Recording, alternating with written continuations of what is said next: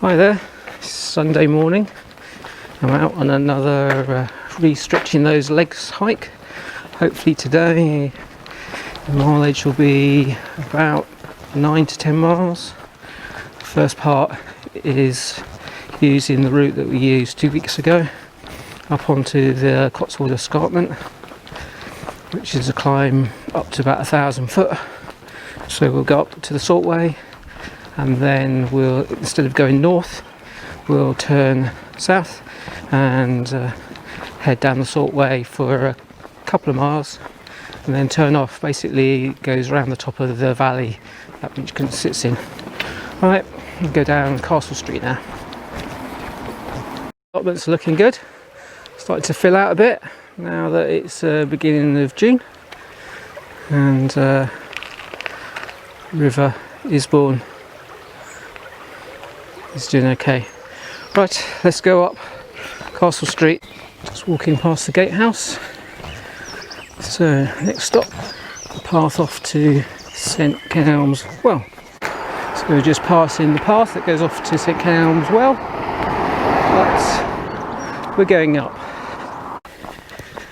So just coming up to the Salt Way, and if you can remember from the last videos, when it goes north, which is down that way, it goes down to the Cheshire salt mines, which are about 100 miles away.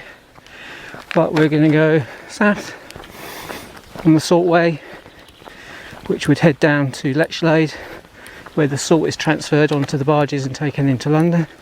So it's about 20 miles. In fact, it might be a reasonable walk. The only thing is it's all on roads. 20 miles of roads doesn't really appeal too much, especially when you've got such a nice countryside. Oops, there goes a pigeon, waking him up. This will be interesting. I've never been down this road before.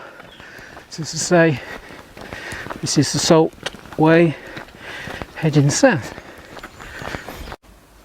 So as I said, I've got a new belt pack. It's a Lowe Alpine Spacecase 7, which is a 7-litre belt pack. It's various pouches, which just quickly go through. So on the outside there's a little slip place that I've put some of this bubble wrap. It's ideal for the seat pad. Then we have an outside pocket. I've just got some bags in, just general stuff, and there's a little hook for the keys. And then the main pouch is here, and in here I've got my camera case and a water bottle, and also on the actual part of the belt there's a small pocket. It's ideal for snacks. There's one on both sides. So when I first start walking, I normally have a wind cheater on and I put all my gear inside there, but then as a warm up I need a little bit more space, so I'd take out my water bottle, and in the side, both sides, there's a little pouch for putting water in. So I'd put my water in there, and then that then gives me enough space in the bag to place my wind cheater in and do up, and then I can walk a little bit cooler. I found it really useful, just about the right size, not too large, not too small. I really like having the pockets on the belts, much the same as the Osprey does, my main backpacking pack. So that's handy for snacks. I'd certainly, if it wore out, I'd buy another one of these or one similar. That's the Lowe Alpine Spacecase 7, ideal for what I want it for. So just about as high as we can get on the walk today. Quite a nice view right across the countryside to the east. And we're just going down this road here for about 2 miles until we get to Roel Gate. We'll get some really nice views into the valley later on, which I'll show you in a while. So this is where the Wardens Way comes up, and that's from Bolton on the Water. It's one of the routes I want to do, but we'll carry along the road.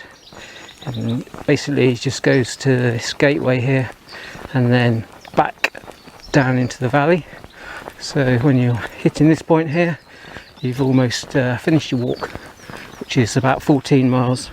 As you can see, they've relaid Cotswold stone wall here, which is the outer park wall for the castle. So walking along the road, just come out from the woods and the view is opened up. And about 1,000 foot up, here's the skylarks.